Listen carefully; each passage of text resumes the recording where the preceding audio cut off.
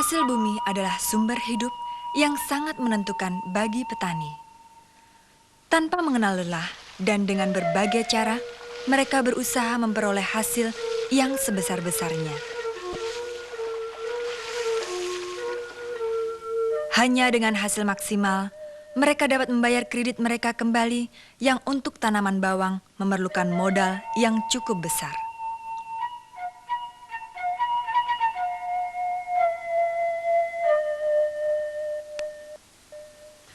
Semua petani, sebagaimana para petani bawang di daerah Kabupaten Brebes dan Tegal di Pulau Jawa, sangat takut tanamannya mengalami kerusakan karena serangan hama atau penyakit tanaman.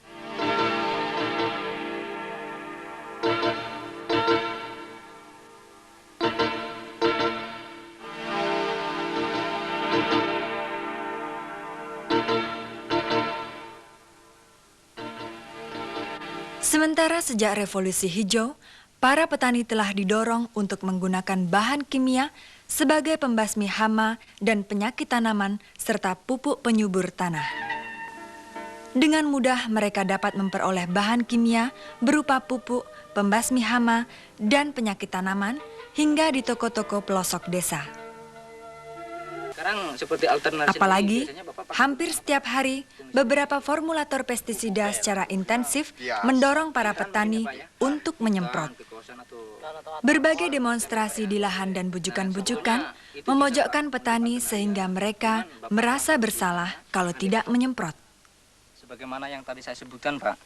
Jadi kalau untuk alternaria, Bapak menggunakannya ini, Pak. Rofral. Kok kenapa Bapak sekarang nggak pakai Rofral, itu alasannya gimana? Alasannya mahal. Oh, mahal itu. Nah, sekarang perbandingannya ya, Pak ya. Iya. Daripada Bapak dengan modal sekian, bawangnya 200, Iya. bawang Bapak rusak. Kan lebih baik kita mengatasinya sedikit mungkin, Pak. Setiap formulator seolah mempersalahkan petani kalau tidak menggunakan produknya. Dorongan yang memojokkan ini masih dilengkapi dengan image bahwa petani modern adalah petani yang mempergunakan alat modern seperti alat penyemprot. Patung sang pahlawan tani lengkap dengan senjata penyemprot racun kimia ini semakin memantapkan kebanggaan petani untuk menyemprot. Maka, bahkan sebelum terjadi sesuatu gejala serangan hama pun, petani sudah menyemprot. Saya melakukan nyemprotkan dua hari satu kali. Terus itu supaya bisa mulus gitu daunnya. Saya takutnya nanti ada hama-hama gitu. Pada waktu musim palawija saya menggunakan pesemprotan itu 1 minggu 3 kali. Kalau tidak 1 minggu 3 kali mungkin daunnya tidak lemas. Jadi takut serangan-serangan hama yang dari palawija. Pak, saya menyemprot di sawah 2 kali. Kalau sekali ularnya banyak. Oleh karena itu, hampir setiap pagi terjadilah upacara yang sama di kalangan para petani penyemprot. Mengoplos sejumlah racun kimia pembasmi hama dan penyakit tanaman.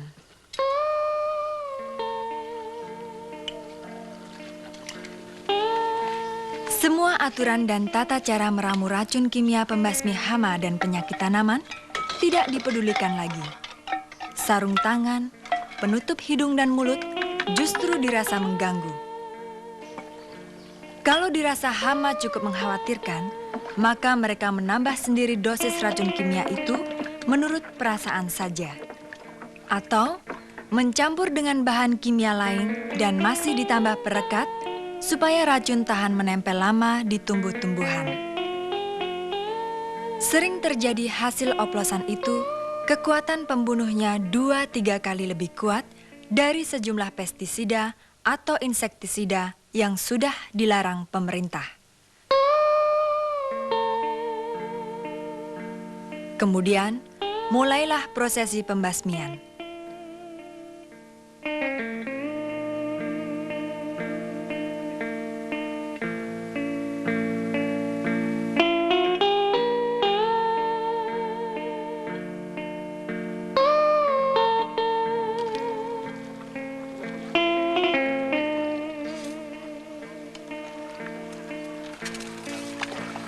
Dan di sawah berkilo-kilo racun kimia disebarkan tanpa menyadari bahayanya bagi kehidupan.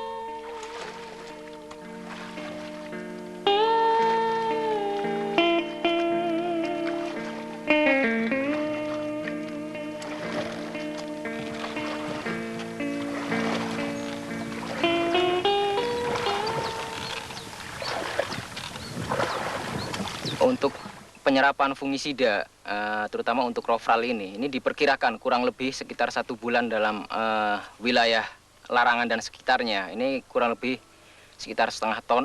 Untuk wilayah Larangan sendiri ya, terutama untuk suku Brebes yang kami ketahui adalah suku Brebes.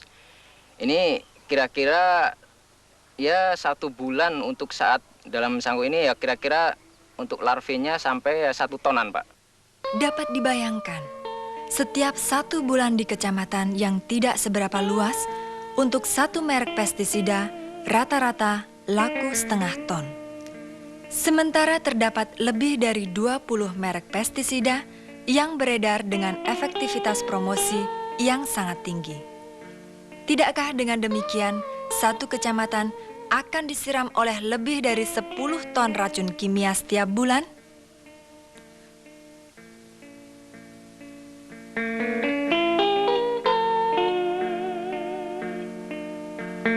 Para petani tak bersalah. Mereka diberi image secara berlebihan tentang bahaya hama tanaman supaya menggunakan pestisida. Maka sejak dari mempersiapkan bibit tanaman, mereka sudah menggunakan pestisida yang dicampur tanpa perlindungan apapun di tubuhnya. Mereka tidak insyaf bahwa racun pembunuh hama ini juga dapat terhisap olehnya dan mencemari lingkungannya.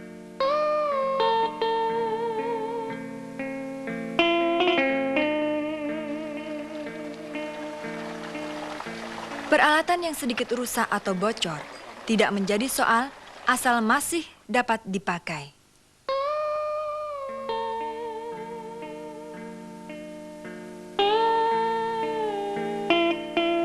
Meski punggungnya harus tersiram racun, sebelum akibatnya terasa, mereka tidak pernah peduli.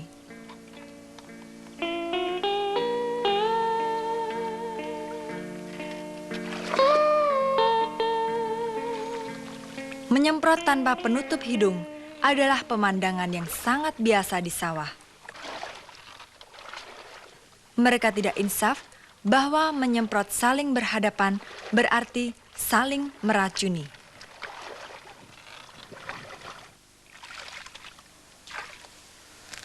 Menghisap tambahan racun pada waktu istirahat. Dan semakin memperluas pencemaran dengan membuang sisa racun di parit yang menuju sungai.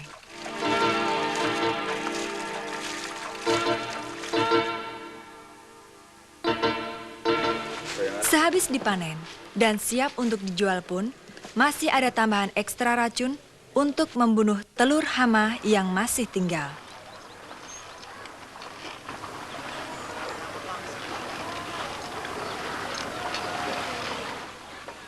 Di rumah tangga, bawang yang syarat racun ini dikonsumsi oleh siapapun.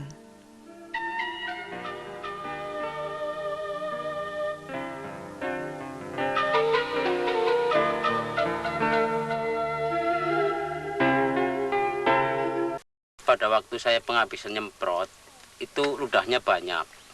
Tapi kepalanya pusing, mungkin perutnya mual, ototnya itu kenceng. Dan badan saya ada gatal-gatalnya.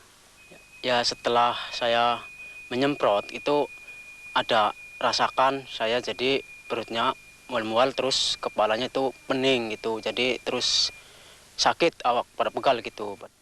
Tumpahan bahan kimia sedikit demi sedikit lama-kelamaan menimbulkan akibat yang cukup parah.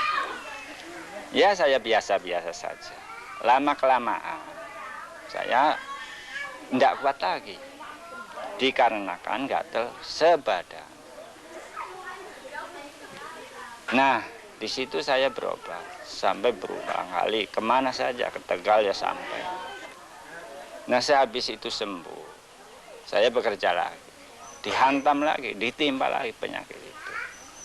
Nah sampai sekarang, apalagi kita biasa nyemprot, toh baunya saja, teman yang mencerot itu nyetruk, kontan. Jadi sampai sekarang ya boleh dikatakan tidak bisa bekerja bagian penyemprotan. Saya kalau mau menyemprot pakai campurannya DDT, Station, Dustek, Ditan. Saya tadinya nyemprot, airnya nyiram ke badan, terus gatel-gatel, terus nggak lama padam lekah. Sudah 8 tahun saya menyemprot dan mulai tahun 85 saya kena penyakit gatal dan saya pernah juga mengobati ke penyakit gatal ini, terus saya suntik ke puskesmas dan waktu itu saya obatnya masih, kalau obatnya masih ada mulai mendingan gitu, terus setelah habis kambuh lagi penyakit gatal ini. Pada tingkat keracunan berat bahan kimia pembasmi hama, akibat yang tak terduga dapat terjadi pada siapapun. Saya itu nyemprot cabai, saya merasakan gejala kena obat. Begitu saya rasa mual perutnya, langsung saya naik kepala pusing, melihat tanah sampai muter-muter gitu, dan saya langsung pulang. Diobati di rumah nggak bisa sembuh. Jadi saya langsung dibawa rumah sakit. Setelah dibawa rumah sakit diobatin sana, saya bisa sadar, saya bisa pulang kembali. Itulah. Dan sampai sekarang saya jatuh sakit, nggak bisa jalan. Tulang-tulang saya memang pada kaku. Kita tidak dapat menghitung berapa ribu ton setiap hari racun kimia dihamparkan ke tanah ini. Apakah itu dari pestisida, insektisida, atau dari produk yang lain? Tanah, lingkungan, dan hidup manusia sangat dibahayakan. Hidup kini berada dalam bayang-bayang racun. Bukankah jeritan dan penderitaan para petani adalah keprihatinan kita semua?